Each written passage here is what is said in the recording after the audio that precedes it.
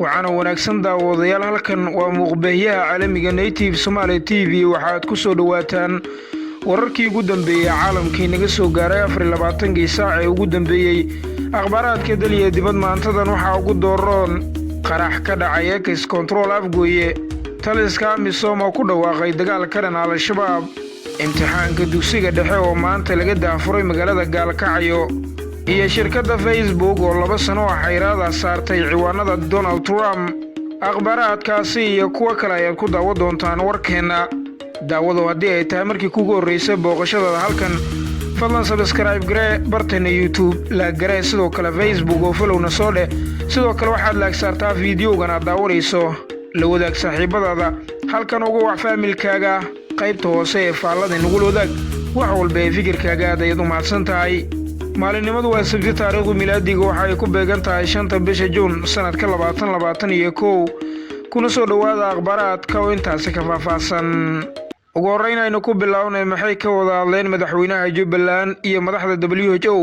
madaxweynaha dowlad goboleedka Jubbaland mudane Axmed Maxamed Islaam Axmed Madoobe ayaa xarunta madaxtooyada ku qaabilay madaxda hay'adda caafimaadka adduunka ee WHO u qaabilsan Soomaaliya Dr. Mumanuur Rahmaan Maalig iyo wafdi uu hogaaminayo booqasho ku tagay Jubbaland waxa madaxweynaha kulan ku weelinaya wasiirka iskaashiga iyo xiriirada caalamiga Mursal Maxamed Khaliif iyo wasiirka caafimaadka iyo daryeelka bulshada Maxamed Ibraahim Ogle kulankan waxa looga hadlay sidii WHO ay u ballaarin lahayd taageerada dhinaca caafimaadka isla markaana la isaga kaashan lahaa shaqooyinka baaxadda leh ee wasaaradda caafimaadka iyo WHO ay sida wadajirka u qabtaan dhanka kale qarax ka dhacay X control afgooye faahfaahin kala gedisan ayaa ka soo baxaya qarax goor sii horeysay ka dhacay duleedka magaalada Muqdisho qaraxan oo ahaa mid weyn ayaa la sheegay inuu ka dhacay X control afgooye dadka ku dhaqan deegaanka ayaa sheegay inay maqleen jug culus oo qaraxa kadibna ay arkeen dad goobta laga sii daabulaya ilaa iyo hadda inta la xaqiijiyay 23 qof ayaa la sheegay inay ku dhaawacmeen waxaana qaarkood loo qaaday cisbitaalka weyn ee Madiina qaraxan ayaa la sheegay inuu ahaa meena dhulka la geliyay iyadoo ay ka hadleen booliska Soomaaliya dhanka kale imtixaanka dugsiga dhexe oo maanta laga daafuray magaalada Gaalkacyo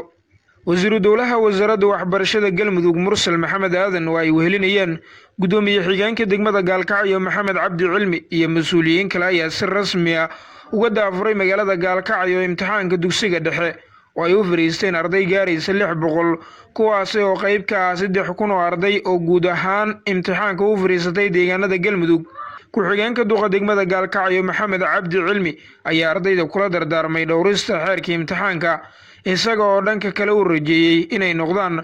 kuwa ka mira dhaliya waxbarashadooda taliska misooma ku dhawaaqay dagaalkan al-shabaab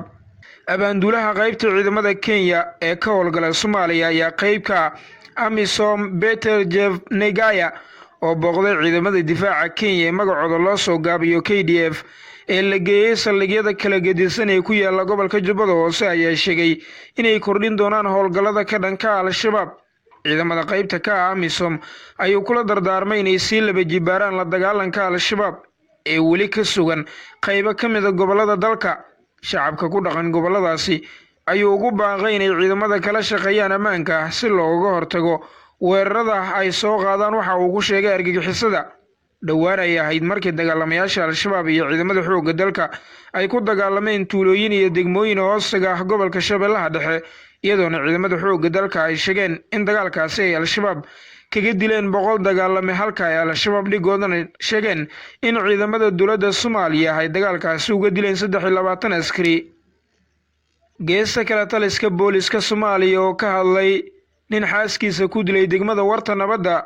afayeenka ciidamada booliska Soomaaliya Sadiq Aadan Cali Doodishe oo la hadlay warbaahinta ayaa sheegay in qaraxii ismidaaminta ahaa ee maanta ka dhacay isgoyska X control afgooye ay ku geeriyoodeen haweeney shacab ahayd iyo qofkii isqarxiyay waxaana uu sheegay inay ku dhaawacmeen 23 qof afayeenka waxa uu kale ka hadlay kiisaska haweeney uu dhawaan saygeeda ku dilay degmada Warta Nabadda iyo gabar yar oo dhawaan meydkeeda laga helay guri waalidkeed oo ay ku noolaayeen waxa uu sheegay in lagu raad joogo eedeysanaha lagu tuhmayo inuu dilay xaaskiisa kaa oo macallin ka ahaa mid ka mid ah iskuullada Muqdisho, halka baaritaanka kiiska gabadhii meydkeeda laga helay guriga waalidkeedu meel fiican marayo oo loo soo qabtay dad lala xiriirinayo falkaasi, kuwaasi oo ay ku socoto baaritaan dheeraad ah, ayuu yidhi afhayeenka ciidamada booliiska Soomaaliya Sadiq Aadan Cali Doodishe.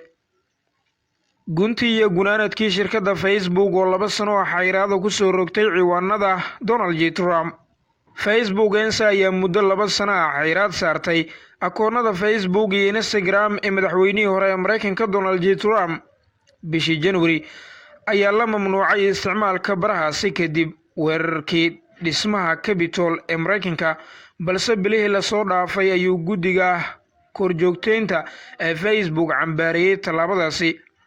Mr. Trump ayaa sheegay in tallaabadaasi ay aflagaado ku tahay malaayiinka qof ee u codeysay doorashadii madaxtinimo ee sanadii hore. Tallaabadan uu qaaday Facebook ayay imaanaysaa iyadoo shirkaddu ay soo afmeerayso siyaasadeedii ay xasaradaha ku siin jirtay siyaasiyiinta, waxayna shirkaddu sheegtay inaysan mar dambe siyaasiyiinta siin doonin xasarad ay ku soo bandhigaan qoraallo aflagaado ay ku dheehan tahay.